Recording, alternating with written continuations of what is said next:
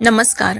आपण नुकताच महिला दिन साजरा केला. त्यानिमित्ताने आज आपण इतिहासातील अशा स्त्रियांविषयी बोलूया ज्यांनी केवळ आपल्या कुटुंबासाठी नाही तर समाजासाठी, धर्मासाठी आणि न्यायासाठी असामान्य धैर्य दाखवले. स्त्रीची शक्ती फक्त शारीरिक नसते, ती विचारांची, संयमाची आणि बदल घडवण्याची असते. हे आपण इतिहासातून शिकतो. महाभारतातील अंबा हिचं उदाहरण पाहिलं की एका स्त्रीची महत्वाकांक्षा आणि न्यायासाठीची तळमळ किती तीव्र असू शकते याचा अंदाज येतो. अंबाने झालेला अपमान आणि अन्याय मनात ठेवला आणि पुन्हा पुन्हा जन्म घेऊन तो अन्याय संपवण्याचा प्रयत्न केला. यावरून समजते की अन्यायाविरुद्ध उभे राहण्याची ताकद स्त्रीमध्ये किती प्रचंड असू शकते. आजच्या काळात स्त्रियांनाही अन्यायाविरुद्ध आवाज उठवण्याची प्रेरणा यातून मिळू शकते, पण ती हिंसेने नाही तर धैर्याने आणि बुद्धिमत्तेने. रामायणातील सीता तिच्या जीवनाकडे बघितलं की तिच्यातील संयम आणि शुद्धता केवळ वैयक्तिक नव्हती तर आदर्श समाजासाठी होती हे कळते. सीता स्वयंवरात ठेवण्यात आलेला शिवधनुष्य फक्त श्रीरामांनीच भेदला असे नाही. जेव्हा सीता फक्त 10 वर्षाची होती तेव्हाच सीतेने हा शिवधनुष्य भेदला होता. म्हणजे एकंदर सीता किती सामर्थ्यवान होती याचा अंदाज आपल्याला येतो. आणि पुढे सीतेला सीते इतकाच सामर्थ्यवान वर मिळावा म्हणून जनक राजांनी शिवधनुष्याची अट सीता स्वयंवराच्या वेळी ठेवली होती. सीतेच्या आयुष्यात अनेक संकटे आली, पण तिने आपला आत्मसन्मान कधी सोडला नाही. यावरून आजच्या स्त्रियांना शिकता येते की संकटे येतील पण आत्मविश्वास आणि सन्मान सोडू नये. समाज आपल्यावर टीका करेल पण आपले मूल्य आपल्यालाच ठरवावे लागते. सीता कमजोर नव्हती, ती आदर्श होती. आजच्या स्त्रियांनीही स्वतःला आदर्श मानावे, फक्त कुटुंबासाठी नाही तर स्वतःच्या स्वप्नांसाठी देखील.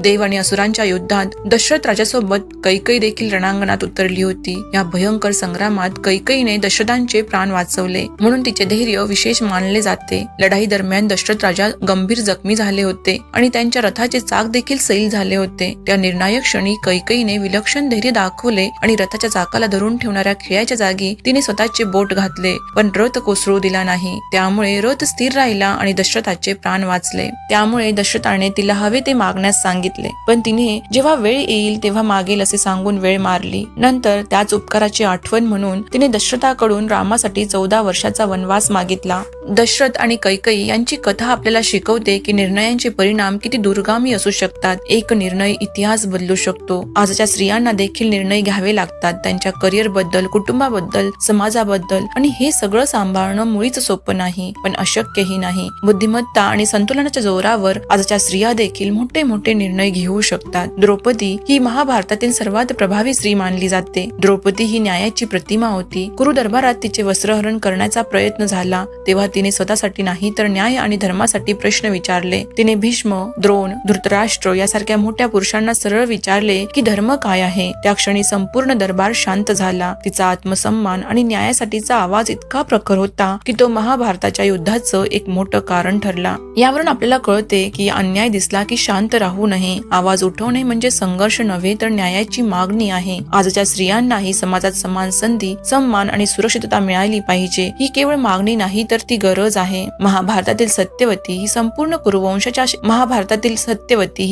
कुरुवंशाच्या इतिहासाला आकार देणारी स्त्री होती. तिच्या निर्णयामुळेच भीष्मांनी आजन्म ब्रह्मचर्याची प्रतिज्ञा घेतली आणि पुढे कुरुवंश टिकवण्यासाठी व्यासांद्वारे संतती निर्माण झाली. म्हणजेच महाभारताची संपूर्ण कथा तिच्या निर्णयामुळे पुढे सरकली. सत्यवतीने कुरुवंशाचा इतिहास बदलला. तिच्या निर्णयामुळे पुढील पिढ्यांचा इतिहास घडला. यावरून समजते की स्त्रीचा निर्णय केवळ घरापुरता मर्यादित नसतो, तो समाजावर परिणाम करतो. आजच्या स्त्रियांनाही मोठे निर्णय घेण्याची क्षमता आहे. शिक्षण, व्यवसाय, विज्ञान, राजकारण सर्व क्षेत्रात त्या नेतृत्व करू शकतात. गांधारी ही अत्यंत कठोर व्रताची स्त्री होती. गांधारीने डोळ्यांवर पट्टी बांधली पण तिचे अंतःकरण न्यायाची भाषा बोलत राहिले. तिचा पती धृतराष्ट्र अंधळा होता म्हणून तिने स्वतःही आयुष्यभर डोळ्यांवर पट्टी बांधली. तिने 100 पुत्र गमावले तरीही ती धर्म आणि सत्याची भाषा बोलत राहिली. युद्धानंतर तिने कृष्णालाही शाप दिला, इतकी तिची नैतिक ताकद होती. गांधारी हिचा त्याग महान होता पण तिची कथा आपल्याला हेही शिकवते की अंध समर्थन चुकीचे ठरू शकते. प्रेम आणि निष्ठा महत्वाची आहेतच पण सत्य आणि न्यायही तितकेच आवश्यक आहेत. आजच्या स्त्रियांनी योग्य आणि अयोग्य ओळखून निर्णय घेतले पाहिजेत. सुभद्रा ही कृष्णाची बहीण आणि अर्जुनाची पत्नी होती. सुभद्राच्या आयुष्यातील सर्वात मोठी गोष्ट म्हणजे अभिमन्यूचे संगोपन. अभिमन्यूच्या वीरतेमागे त्याच्या आईचे संस्कार होते. महाभारतात सुभद्रा शांत दिसते पण ती कृष्णासारख्या राजकीय बुद्धिमत्तेच्या घरात वाढलेली स्त्री होती. उर्मिला ही लक्ष्मणाची पत्नी आणि सीतेची बहीण होती. राम, सीता आणि लक्ष्मण वनवासात गेले तेव्हा उर्मिला अयोध्येतच राहिली, पण तिचा त्याग कमी नव्हता. अनेक कथांनुसार लक्ष्मणाने 14 वर्ष जागरण केले असे सांगितले जाते, तर त्याची झोप उर्मिलेने स्वीकारली. त्यामुळे ती शांतपणे त्याग करणारी स्त्री म्हणून ओळखली जाते. उर्मिला युद्धात नव्हती, राजकारणातही नव्हती, तरीही तिचा त्याग रामायणातील सर्वात गूढ आणि महान त्यागांपैकी एक मानला जातो. सुभद्रा आणि उर्मिला यांच्या कथा शांत त्यागाची ताकद दाखवतात. प्रत्येक वीरता रणांगणात नसते, काही वीरता घरात, संस्कारात आणि संयमात असतात. आजच्या स्त्रियांनाही हे समजले पाहिजे. तुमचे योगदान खूप मोठे आहे, जरी ते दिसत नसले तरीही. हिडिंबा ही वनातील राक्षसी होती, पण तिच्या व्यक्तिमहत्वात मोठी ताकद होती. हिडिंबाने भीमाशी विवाह केला आणि घटोत्कचासारखा महान योद्धा जन्माला घातला. कुरुक्षेत्राच्या युद्धात घटोत्कचाने केलेला पराक्रम इतका मोठा होता की त्याने कर्णाचे दिव्य अस्त्र खर्च करून घेतले, ज्यामुळे अर्जुन वाचला. हिडिंबा हिने समाजाच्या रूढी मोडून भीमाशी विवाह केला होता. तिच्या मुलाने महान पराक्रम केला. यावरून शिकायचे तर समाजाच्या अपेक्षा महत्वाच्या आहेतच, पण स्वतःच्या क्षमतांवर विश्वास त्याहूनही मोठा आहे. कुंती महाभारतातील अत्यंत धैर्यवान आणि संयमी स्त्री होती. कुंतीने संकटातही धैर्य सोडले नाही. तिने पांडवांना शिकवले, जीवनात अडचणी येतील पण हार मानू नका. आजच्या स्त्रियांनीही हेच करायचे आहे. संघर्षातून उभे राहा आणि पुढे जा. कुंतीच्या आयुष्यात सतत संकटे आली,